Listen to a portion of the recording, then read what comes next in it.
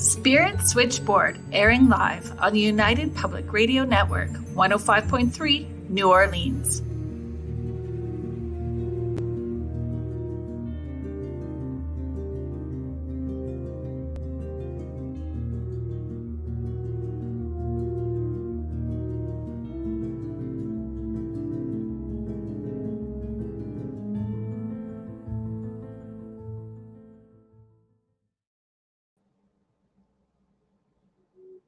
Hello, everyone. Thank you for joining me on Spirit Switchboard. We are broadcasting live from the United Public Radio Network and the UFO Paranormal Radio Network, 105.3 and 107.7 New Orleans. So today we have Grant Evans on Spirit Switchboard. So Grant has been involved with the paranormal investigations for 20 years. For the past 20 years, he has been on haunted hospitals, sharing his experiences with the paranormal through his work as a paramedic.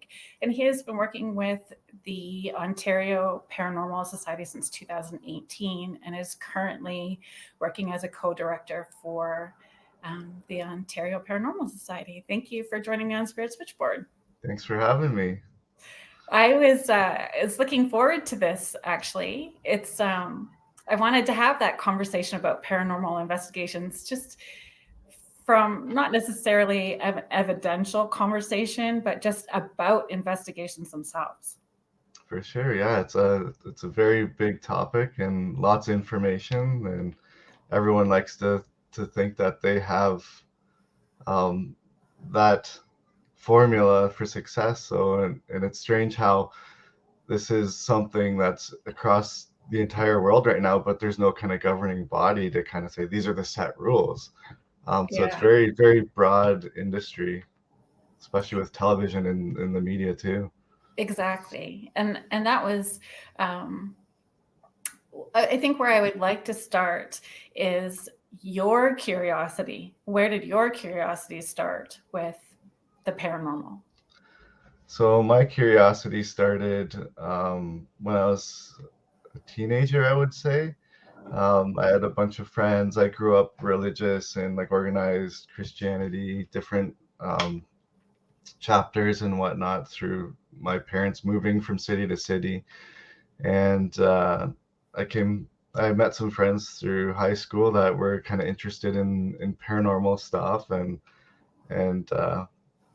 I was always told to kind of like steer away from it with my upbringing in the church and whatnot. And then as a curious teenager, you always do the opposite of what you're told. And I ended up kind of pursuing the paranormal. And it was always a fascination for me, not just to learn more about things we don't know, but also to challenge my own personal beliefs. And I believe that you should always be challenging what you believe to strengthen it or to give you an idea of something else that might be appealing to you personally.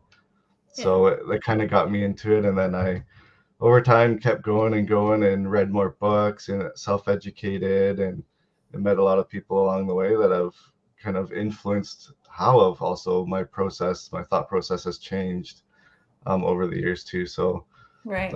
It's important to have those venues to learn things and to be open to learning new things instead of staying like, this is the only way it's going to be. This is how it is. And I don't care what you tell me. Like, I think it's a very broad field. So I think it's very important to have that access to everything too. So.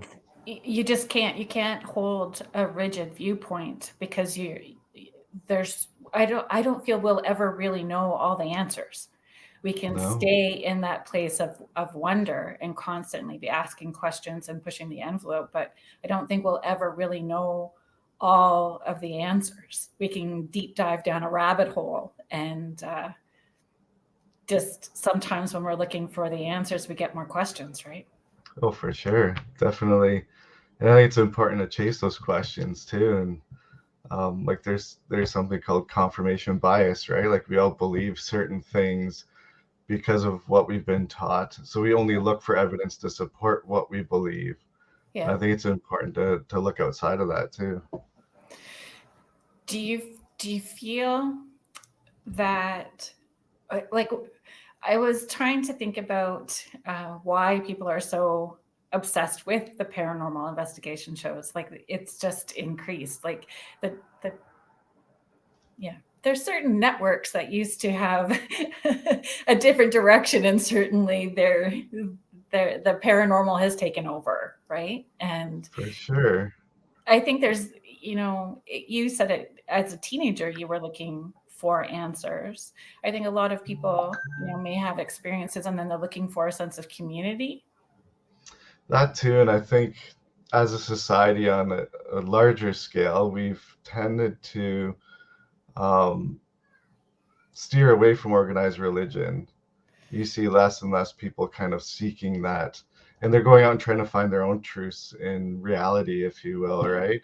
And it's a lot easier to um, do that yourself as opposed to having to go to something like something that's scheduled that's not always working with your home life or your work life. It's so there's a lot of venues where people can just seek out their own, and with paranormal shows, I think there's fun in it, right? There's that sense of excitement. There's that jump scare tactic that you watch those horror movies and something jumps out and you're always scared no matter how tough you think you are. It's always because it's Yeah. startling. It's a human response Well, it when you're buffers the fear, startled, right? because then you laugh, right? And it buffers the Yeah, fear in for that moment. sure. So I think there's kind of this bridge between like organized religion and spirituality and people's desire for that translates into their own they want to experience that. They see it on TV. It doesn't look overly complicated to do. Not full knowing everything that can Exactly. be involved. Yeah. And then they go and do it and they either experience something or they experience nothing and they're like, oh, that's silly. Like, I'm not going to do that again. But there's this huge kind of push towards personal experience and the supernatural, I think. And that's what's caused a lot of focus on that, I would say, or obsession, maybe, if you want. But Well, an increased interest for sure, right? for An increased sure, interest, and when you're seeing it in the media as much as we do, um, there there isn't any real teaching that's happening at the same time too. for sure. No consistent sort of code of ethics, even, or Hmm. a consistent approach. Everybody, it's kind of like the wild, wild west, right? Like Yeah, everybody, and and I have found that a bit uncomfortable for myself, in trying to navigate what I feel fits me to do investigations as well too, right? And wanting it to have that evidential piece, even though I work as a medium and have always been able to connect with the other side since I was a kid. I still look for those pieces of evidential information using tools that can back up what I'm receiving personally. And I like when you, especially when you're having more than one or two pieces of equipment that are all going off at the same time that I'm picking something up. So for I think, sure, yeah, that's exciting when that happens. And yeah, yeah, I think there's also it's become socially acceptable, right? Like, there's a lot of these things that through time, like even the 80s, like the satanic panic, like if you say you're going ghost hunting, like, oh, you're yeah, a devil worshiper, right? um Culturally it's become more acceptable too. right. It's So kind it's of, it's become a source of entertainment, right? Like almost yeah, every major city you go to now acceptable. has a ghost tour or a ghost Yeah, walk. And 20 years ago that'd be unheard of even, right? yeah. So culturally we're more accepting of it as well. You definitely had to hide it. Like you had to hide it, Yeah, that for you were sure. interested in the paranormal or you were interested in those things. But I find still, even if I told people that I was a medium, there's definitely backlash, but they're quick to say that they have a ghost story. Oh yes, 100%. because everybody's got a ghost story. And everyone loves to share it, and it's just like, I'm not a Yeah. weirdo, I swear, but I know like you're into this, so I'm comfortable telling you, right? Because I won't think they're a weirdo for telling me their ghost story, which is so funny. I don't, it just sort of leads to, though, there is, when we do talk about faith backgrounds as well too, I think that plays a very big factor connected to investigations in whatever faith background, all faith backgrounds. Like, we don't know, if you've not researched properly, you don't know the history to the property, or a family history to the land. And if we're wanting to connect with spirits, or with entities, or with energies that were living, they have their own faith backgrounds and things that were happening, and if they're still there, we're going into their space and needing to be respectful of that, For them. sure, yeah. I'd definitely say so. And it's when doing an investigations, as an example, like a client might have a certain religious affiliation too, so respecting that in your approach Mhm. is very important, to be respectful of the client and whatever might be there. So Yeah. it's in the only problem I'd say with your religious background is that bias, right? You're always going to default on that, and it's hard to kind of push that aside and Yeah. come at it from like a neutral stance where you're okay, I'm going to experience whatever this is, and then make a decision based on the evidence, the scientific or spiritual, whatever evidence you're capturing. Yeah. So that's in our situation at the Ontario Paranormal Society.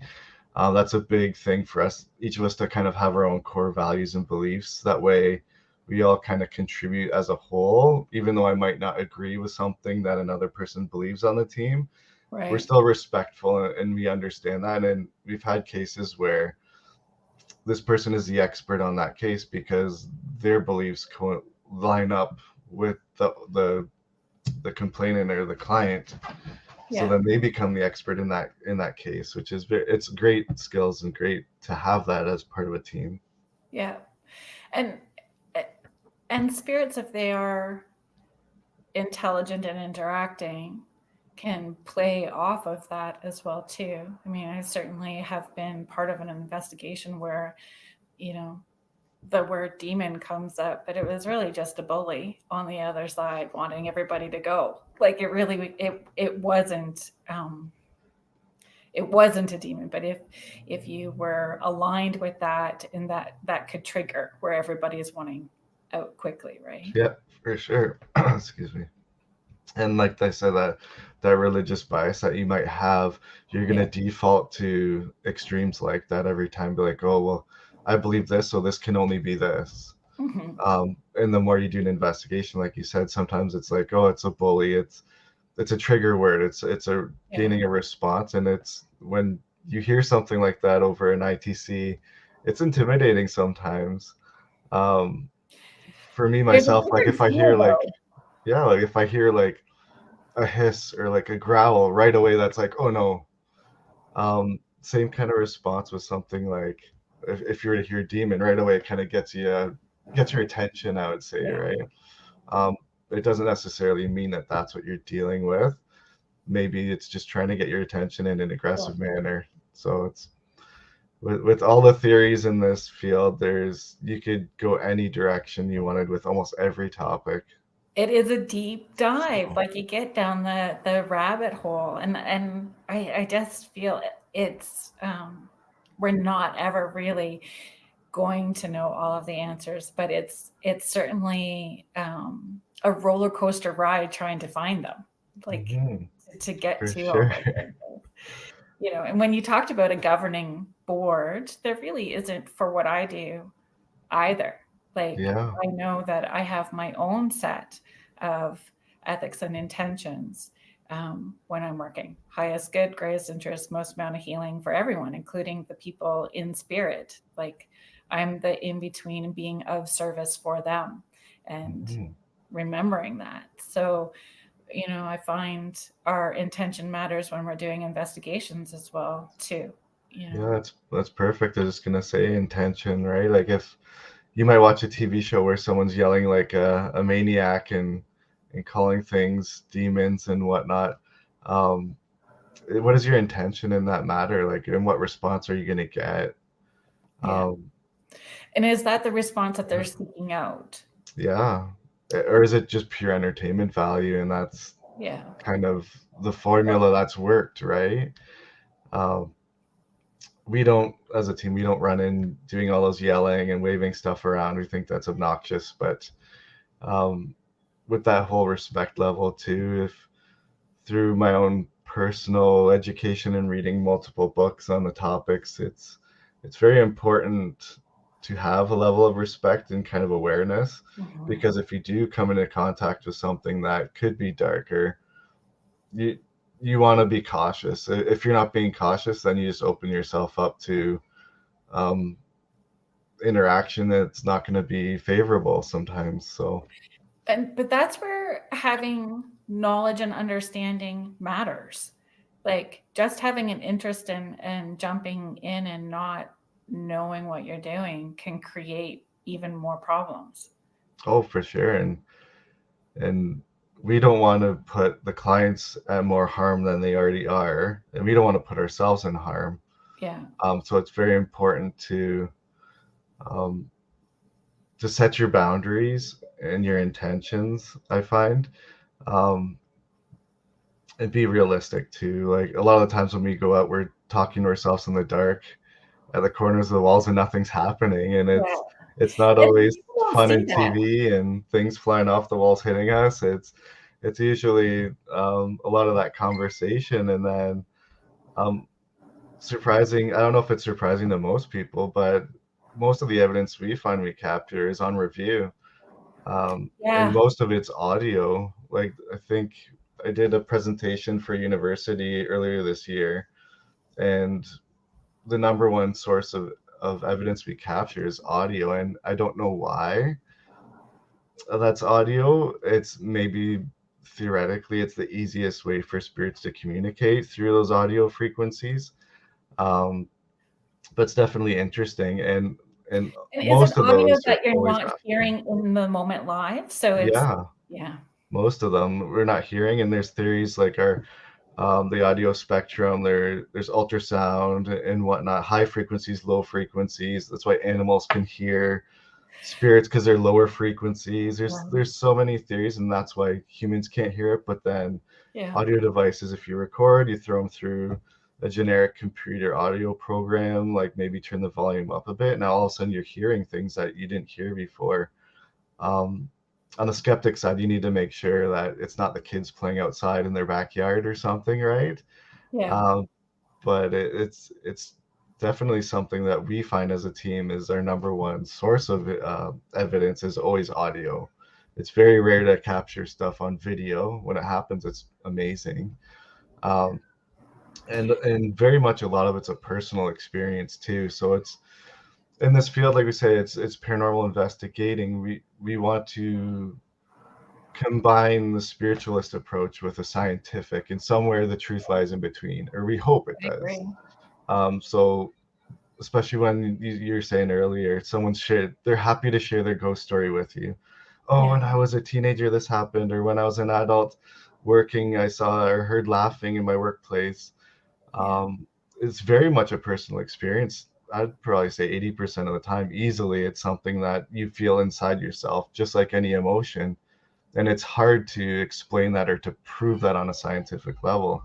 So you have to kind of be open-minded to both when you're investigating, and hope that they both coincide. Like you said, when you get a feeling and you're communicating, and then all of a sudden three sensors go off and it validates your feeling. That's amazing, and that's for me that's the best evidence Yeah.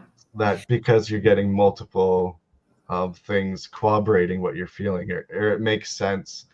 Yeah. Um, so you get an audio clip to a question directly, that makes sense, right? And it's fascinating. But if it's just a word out of nowhere, like would I count that as evidence? I count it as interesting, um, Right. but I don't know where that would lie on the idea, like saying, "Oh, your house is haunted because I heard a few words spoken in the dark that didn't make sense," right?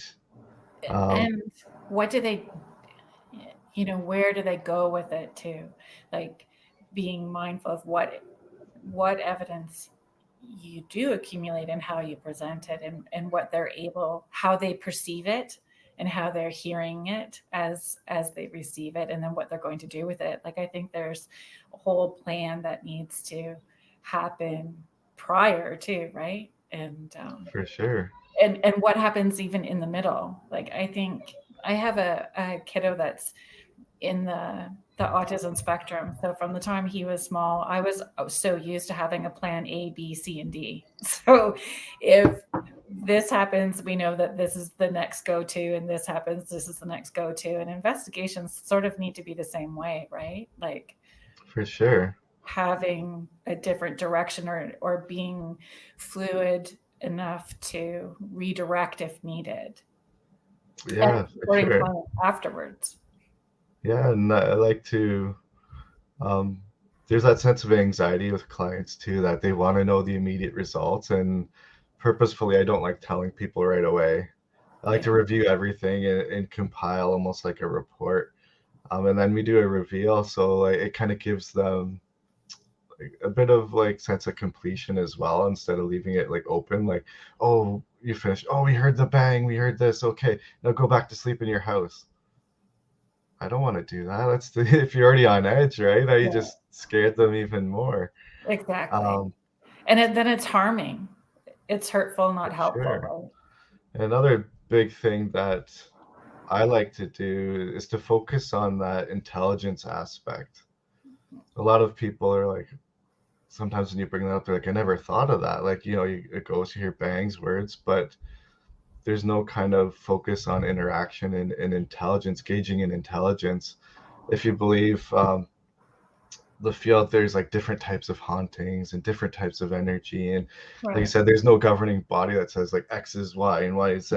Like it's a lot of personal opinion. But for me, it's that always looking for an intelligent response helps you kind of formulate what you might be dealing with, because if it's just energy that's trapped there, they might be talking about the dog walking the dog a week ago, and you're asking them about what they had for dinner, and it just doesn't make sense. It's still an Yeah. interesting capture, but if you can gauge that intelligence, then you kind of get a little bit more respect of what's going on too, Yeah. and it allows you to focus on how to answer those clients' questions and um, give them clarity what's going on.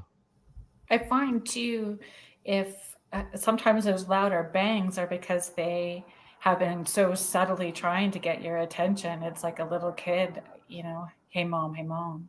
For So sure. Susan is asking, how do you tell the difference between residual and intelligent?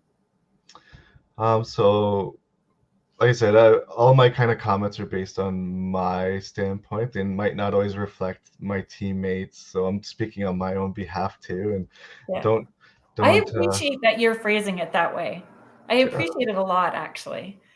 well, it's and everyone, like, yeah, I gotta respect everybody's beliefs too, That's and I might have read 10 more books than you did, but we still believe the same thing. It doesn't mean one's more valid than the other, but I just exactly. wanted to put that out there.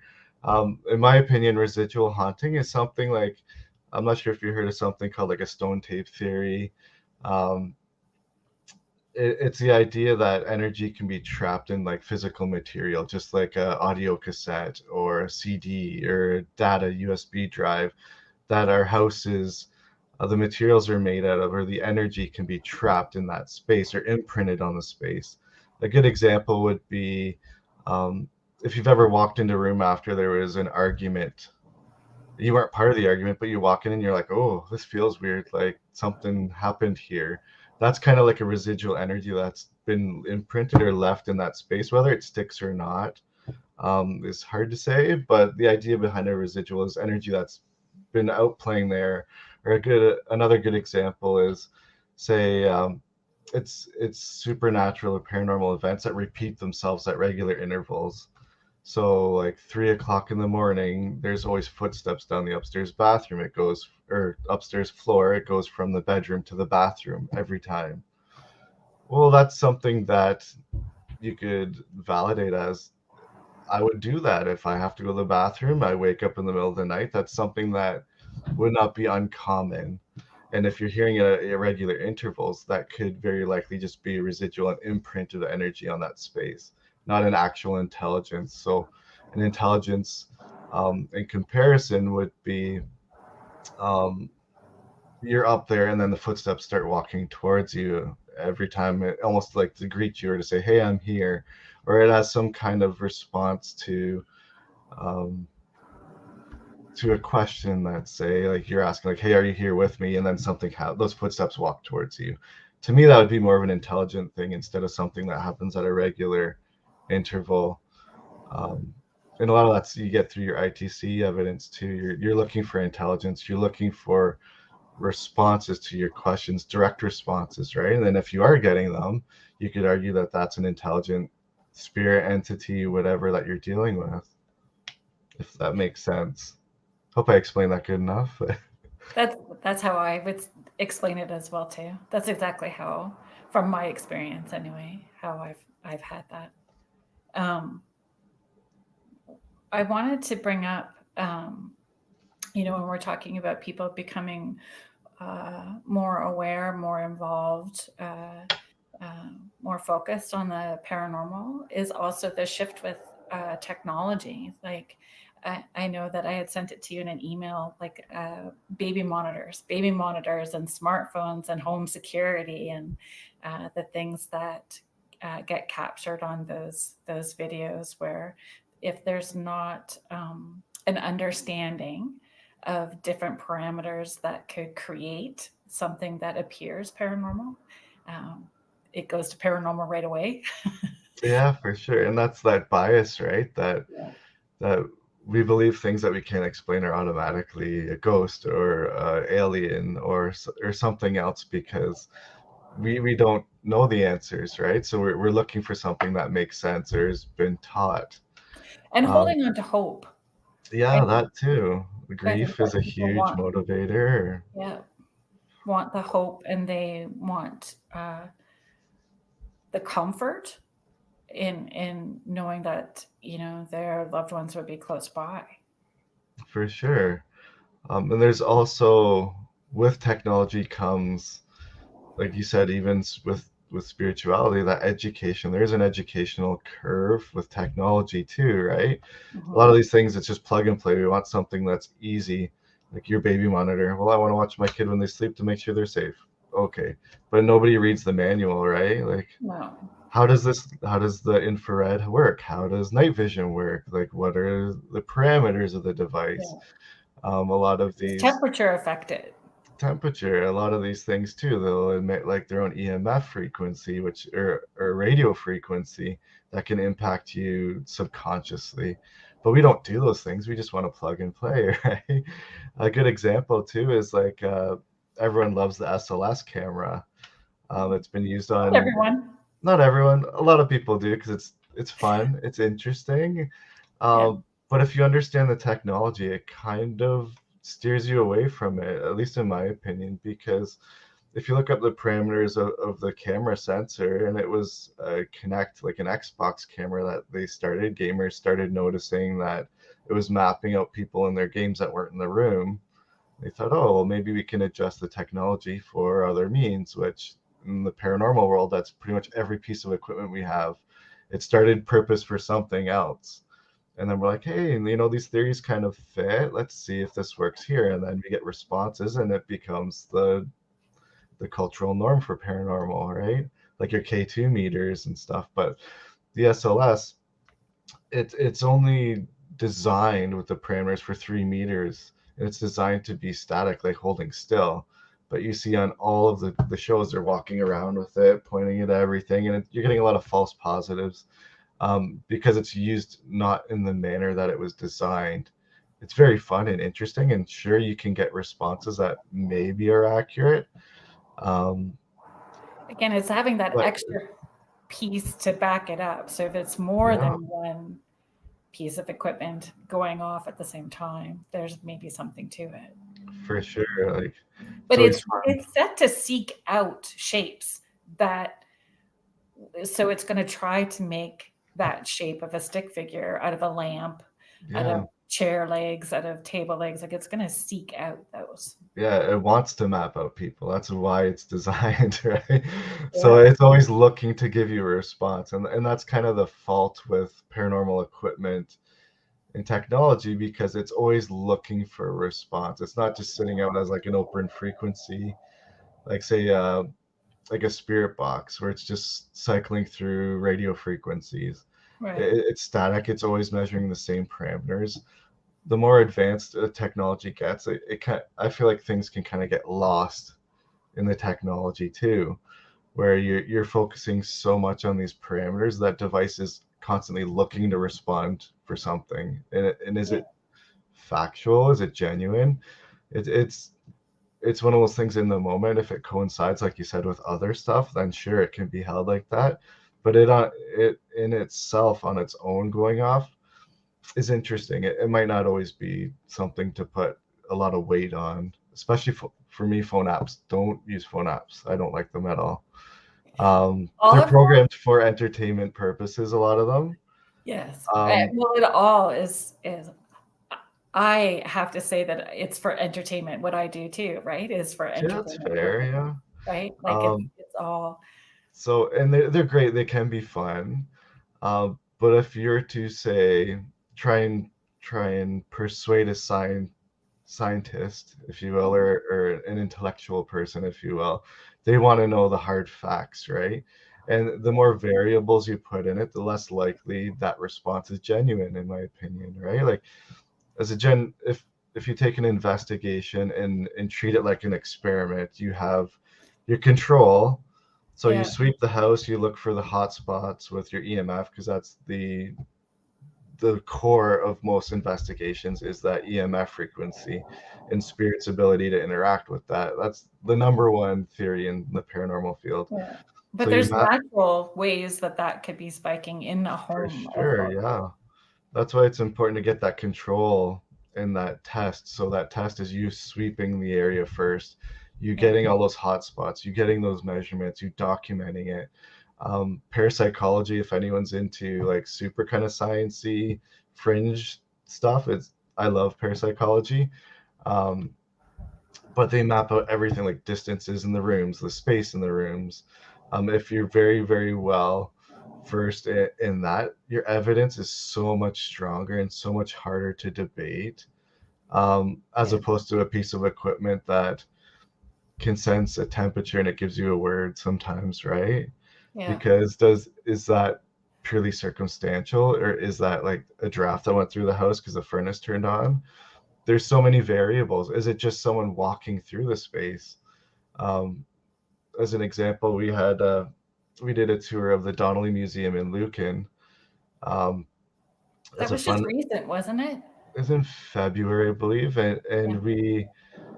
we set up all his equipment, and we've done fundraisers for a couple museums. COVID's hit a lot of them rough, and all the proceeds pretty much go right to the museum. So Yeah. um, we we set up these REM pods, and I'm not sure if people are familiar with REM pods, but REM pause is where I was going to take the conversation next. This is look at awesome. that. You already knew what I was going to say. That's You're great. psychic. um, Sometimes pretty good at it.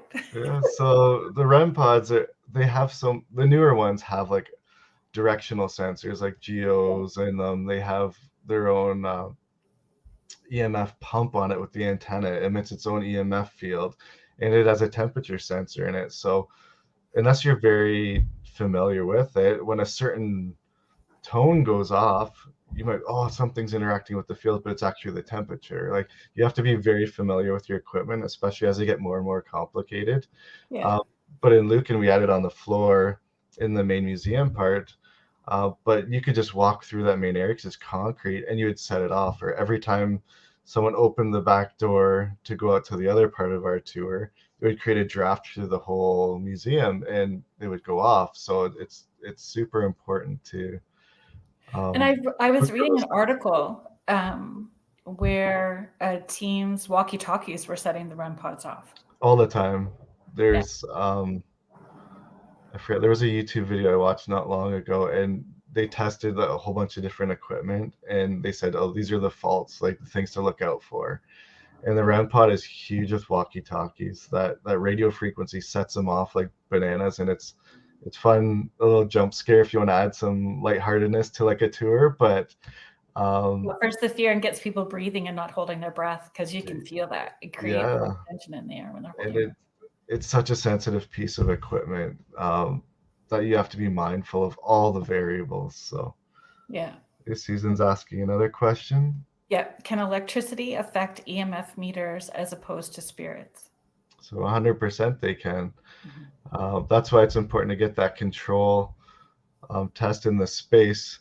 You a prime example of high EMF fields is like your electrical box in your house, your water heaters, your Wi-Fi modem. A lot of people Oh, want the best yeah. and the hottest Wi-Fi. They're like, I want the fastest internet.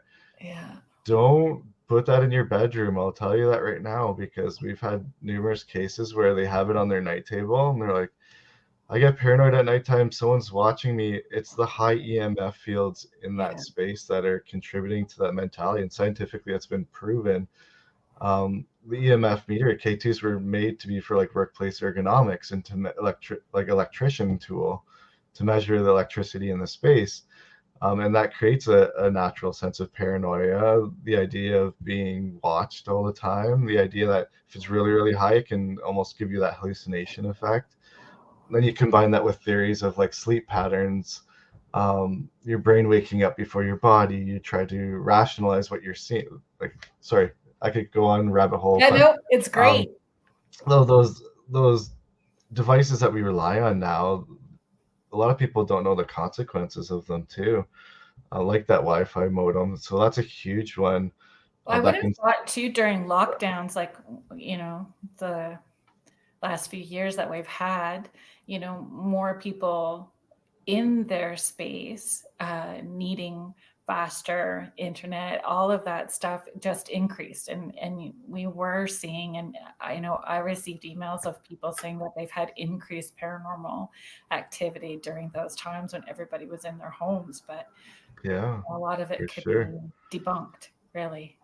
That and a lot of you're not used to spending so much time in your house like with COVID, right? So things might creak and bump, you just never pay attention to it. But Yeah. now you're isolated in your house, you're going to be hyper vigilant about everything you hear. And we definitely had a lot of applications through that time. And Yeah. um, yeah, it's so there's a lot of natural EMF things. There's even like fault lines that can influence your EMF, like your natural sources of EMF too. Um, so it's important to look at all of those venues. And if you do that test, you have your baseline for everything. So if you do get a spike, you know that's abnormal, right? If you don't do a sweep at all and you're getting spikes, there's you can't. It's hard to say this is scientifically yes. It's interesting, but if you have facts to compare it to, that's a lot more compelling. Um, Another example, like your cell phones, I believe the government, Canadian government regulates them. They have to be less than 4 milligauss. Otherwise, it can actually have health effects on you. Right. So, and that's another thing that people don't know, or unless you look into it, you might not be aware of. Um, and us ourselves, we emit our own electrical field too.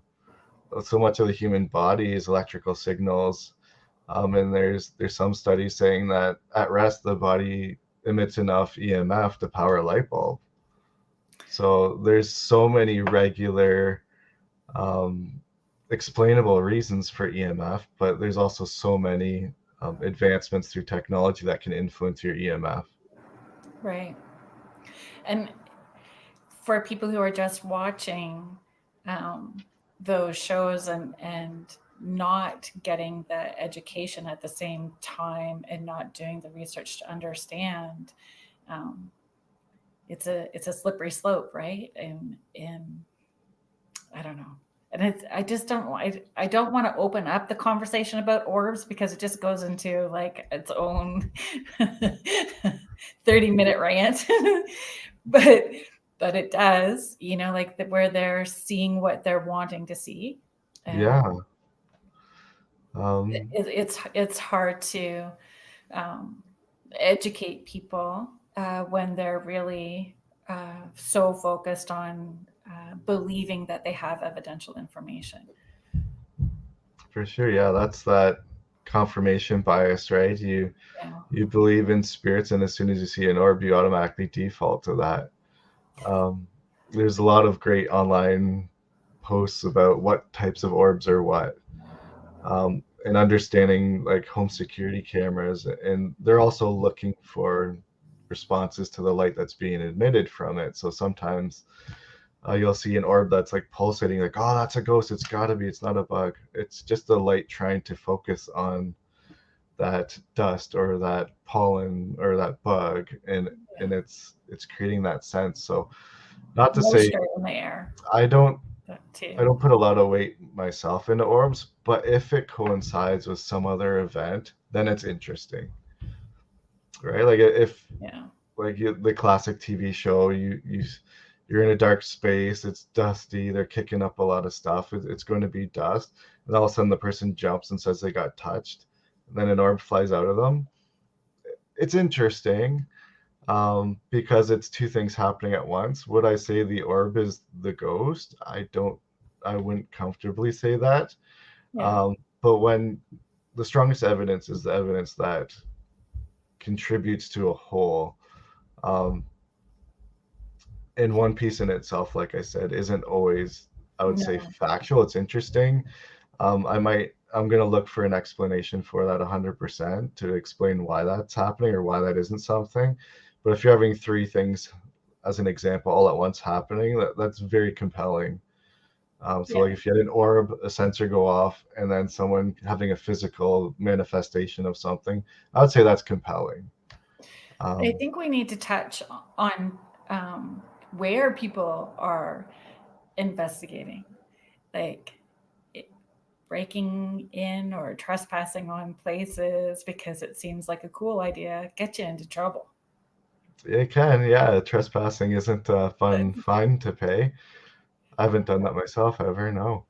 Um, No, no, but but again, yeah, like the if people, technology, like you said, you can go online and buy any piece of ghost equipment. If you have a big wallet, you can buy all the fancy toys. It doesn't mean you need them to paranormal investigate. Those are nice to have, and like I said, the more money you spend, the more expensive, the more tech driven a piece of equipment is. There's and you going need to to be a learning understand it, curve right? with that. But the basic stuff, anyone can go buy a ghost kit for like $200 and have a good time. Um, but definitely trespassing, it comes with its own dangers, right? Like, why is this place closed down? Like, was there a fire? Yeah, Are you going to fall through the floor? Are you going to get hurt?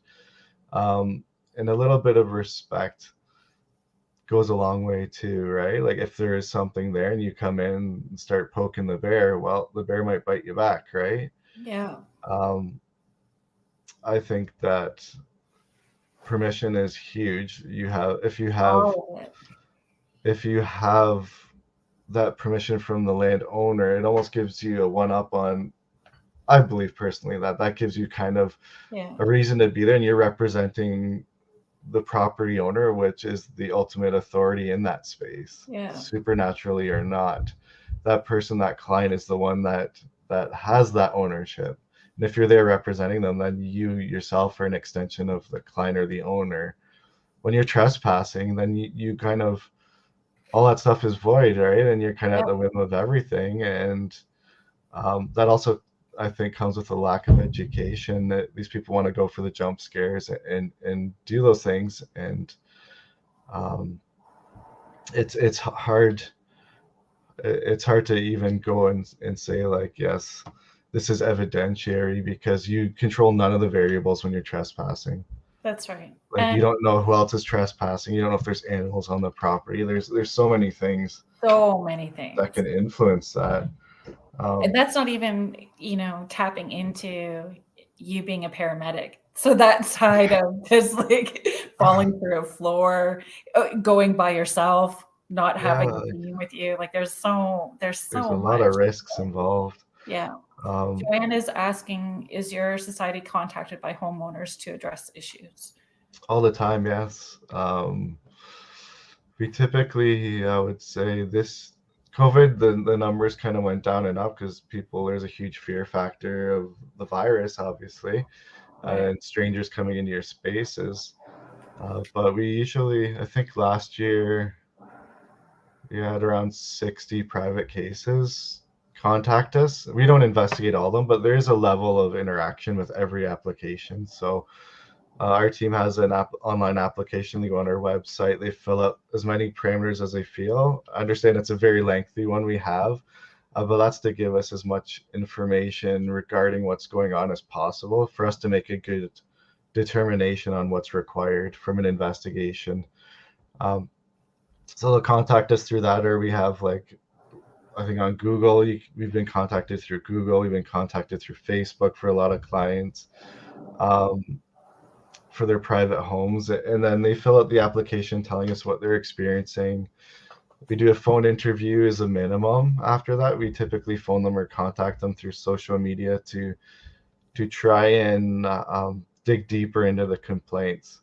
So one of my good friends is a police officer, and one investigative technique they do is they'll ask the same question 3 times, but they'll ask it in a different manner.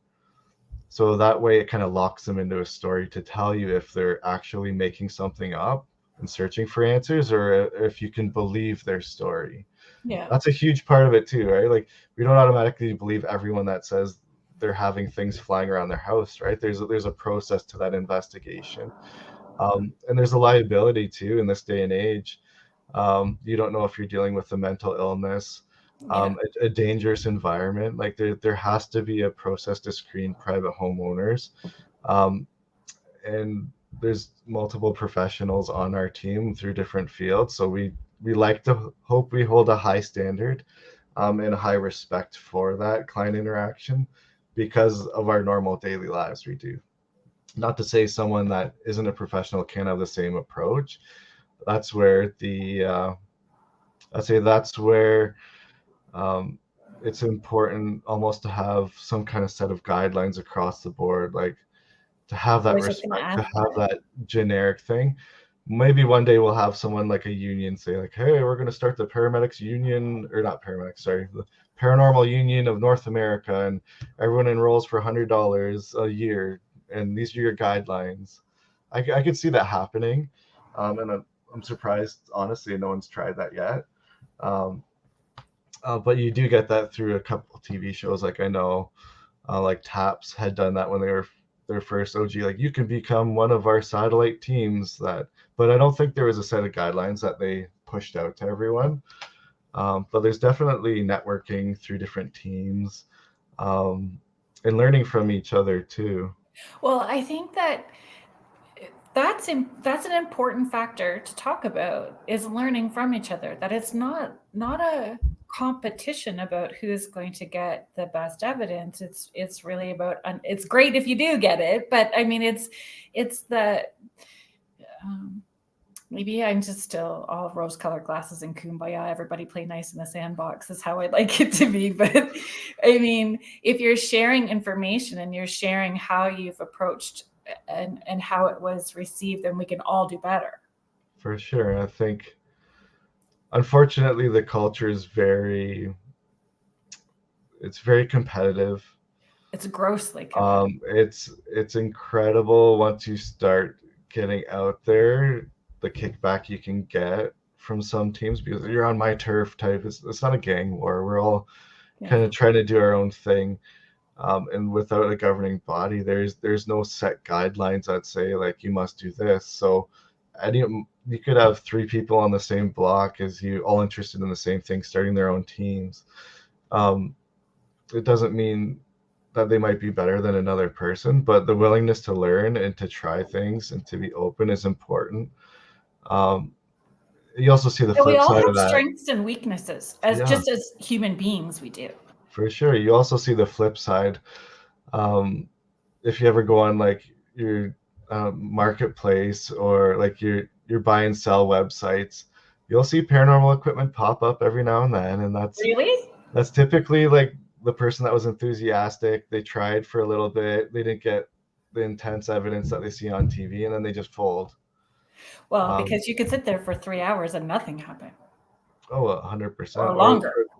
Or they just don't have the education to use the right tools to find that evidence. They might have had great ITC evidence, they just didn't review it appropriately, right? Like they didn't lock it into a computer program, an audio program, and analyze it, and um, potentially miss opportunity. But I think it's important to teach each other and and to have that venue as well. Like I love teaching kind of seminars to people, kind of teaching them why some theories work, some don't,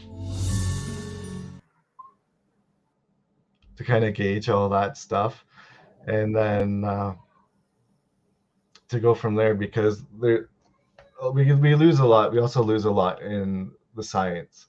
It's not as fun, right? It's a lot funner to jump and yell at each other and be scared than it is to say, hey, here's the statistics, here's the evidence. Like if you get a range of this on your EMF detector, then it means it could be this type of spirit. There's, because it's all circumstantial still, but you lose the So, connection sometimes when you go too science heavy with the what would be supernatural. old school equipment? What would be considered old school, an old school approach? I'd say old school or more traditional stuff that's less altered, if you will. Like your spirit box is just a sweeping radio. Like that's Yeah. pretty simple. You're not manipulating it with a piece of like a program on your phone or a computer. It doesn't it's very basic. It's set to do one thing, and it gives you a result based on that. And your traditional things, like Jen's saying, your dowsing rods. Hi Jen. Yeah, I do work. Tim is on the team as well, so he's the founder of our team. We've done lots of investigations with him. um, yeah, then you have things like pendulums, you have dowsing rods, you have spirit Pendulums, people boards. need to be educated with as well too, right? Because if you Yeah, go back to that, we put off our own electrical pulses as well too. We have a positive and negative side, and people don't really understand how to use a pendulum for properly. Can get sure. those false readings with a pendulum as well too. And the skeptic side to a pendulum is it's called the ideomotor effect. Your body's always tremors, or your brain um, is going to give you the answer. Sometimes the problem with using the traditional is the subconscious mind. A lot of times when you ask a question, you're already looking for an answer. So Yeah, where does that divide happen, right? Like you're getting a response to your question. Did you create it or did a spirit create it? exactly. Um, so there's tons of things to factor. I like using pendulums on like a banana stand, or Oh, you can yeah, get those stands where you can put a board under the pendulum, yeah, kind of like a Ouija board but different. And yeah. if you remove if well sorry if you remove the human element and you capture a result, that's so much more compelling and fascinating, right? It doesn't mean that getting a response using your traditional means in the human element is always bad. A lot of times it works fantastically well. We recently started doing something called the human pendulum, which I kind of got from Richard Estep. He's a really famous paranormal Yeah. investigator, and he's a Haunted paramedic hospitals. too, haunted hospitals, all Yeah, that stuff.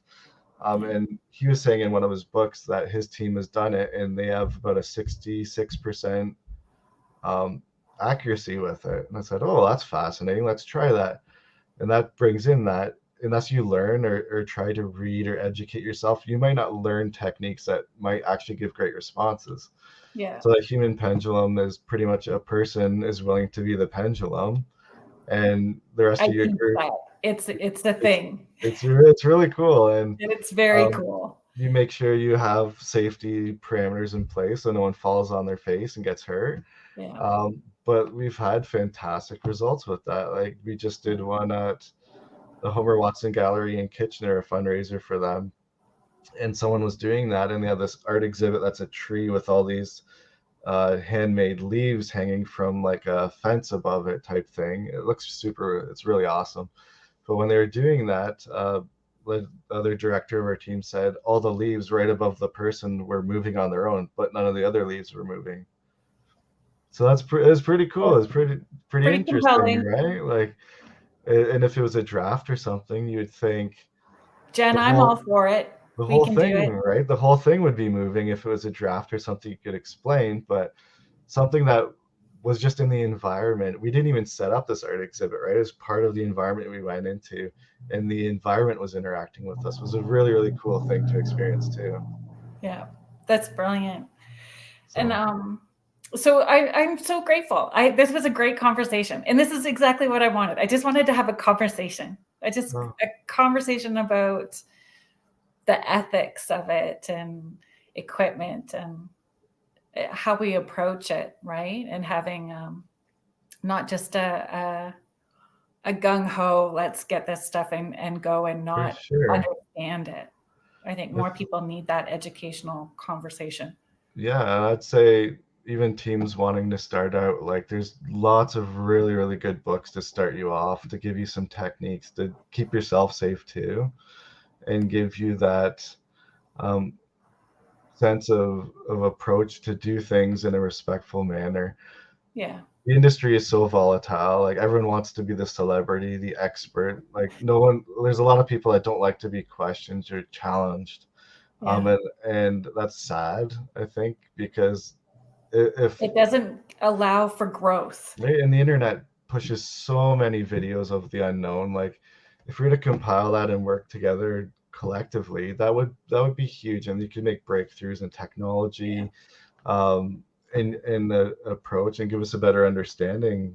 Hopefully one day, right? Yeah. So But next don't week don't fall on into that celebrity void. Don't get caught up in that I'm gonna be a ego. celebrity and the ego, because that Yeah.